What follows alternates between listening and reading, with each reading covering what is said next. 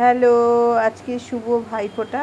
তো সকাল সকাল উঠে সব কাজ সেরে তো সব কিছু রেডি করে সব কিছু গুছিয়ে নিয়ে ভাইদের দাদাদের কাছে চলে গেলাম। তো ভাইফোঁটা উপলক্ষে এই বছরে একটা দিন তো বোনের আবদার মানতেই হবে, ভাইদেরকেও মানতে হয়, বোনকেও মানতে হয়। বছরে এই একটা দিন সকাল সকাল উপোস করে চান করে সবাই সব কিছু রেডি করে তো ভাইদের কাছে যথারীতি আমি পৌঁছিয়ে গেলাম। তো ওদের সবাইকে সব একসাথে পেয়ে আমি খুব আনন্দ পেলাম। কাজের মধ্যেও এই ছোট্ট ছোট্ট আনন্দগুলো ভাগ করে নেওয়া অনেক বড় ব্যাপার। আর এই বছরে একটা দিন ওদের সঙ্গে থাকতে পেরে আমারও ভালো লাগে। আর ওরাও জানে ওদেরও কাজে বেরোতে হবে, আমাকেও কাজে যেতে হবে। তো তার কারণে আমরা সবাই প্রিপারেশন আমি মোটামুটি সব কিছু গুছিয়েই রেখেছিলাম। গুছিয়ে নেওয়ার পরে তারপর আস্তে আস্তে করে একে একে সব কিছু সামনে গুছিয়ে নিলাম।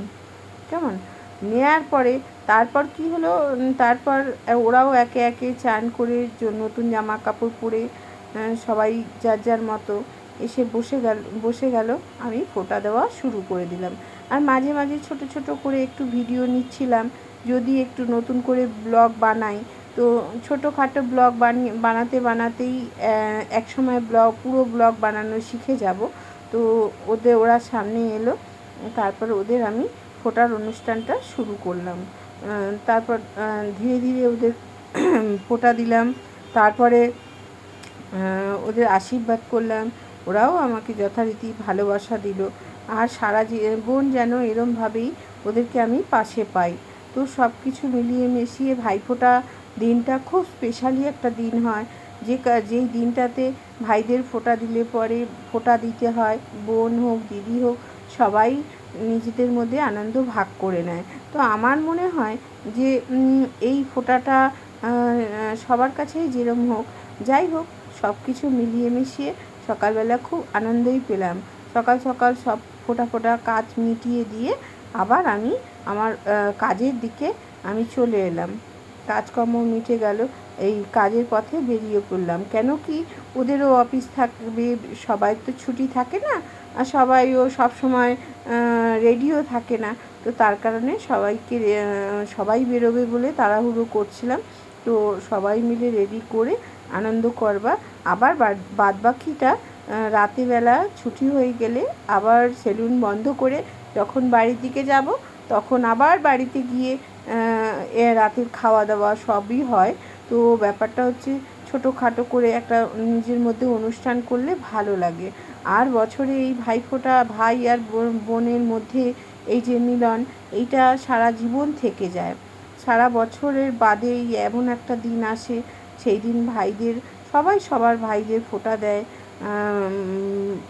মিষ্টি খাওয়ানো, ফোঁটা দেওয়া, তাদের মঙ্গল কামনা করে সুন্দর তারা যেন অনেক উন্নতি করে, আয় উন্নতি বাড়িয়ে ভাই বোনেরা এক জায়গায় হয়।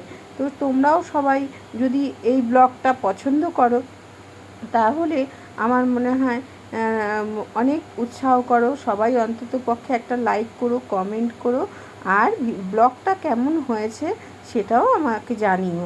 ভুল ত্রুটি হতেই থাকে, আর তোমরা যদি আমাকে এইভাবে সাপোর্ট করো বা লাইক কমেন্ট করেও যদি সাপোর্ট করো, তাহলেও আমি ভাববো যে আমি আস্তে আস্তে পারছি ব্লগ বানাতে বা পারছি ভিডিও করতে। রিলস তো আমি বানাই, ভিডিওও বানাই। তো অনেক সময় ভুলভ্রান্তি হয়েও যায়, আবার সেটা ঠিকও হয়ে যায়। আর যারাদের একদমই দেখতে ইচ্ছে না করবে, তারা স্কিপ করে যেতে পারো। বাধ্যতা কিছু নেই যে এখানে তোমাকে দেখতেই হবে বা লাইক করতেই হবে। কিন্তু তবু আমার মনে হয় সবাই যদি দেখে একটু লাইক করো, কমেন্ট করো বা একটু শেয়ার করো, তাহলে আমি একটু উৎসাহ পাই। আর এই ভাইফোঁটার দিনটা একটু উৎসাহ হিসাবে, আনন্দ হিসাবে গ্রহণ করে নিতে পারি।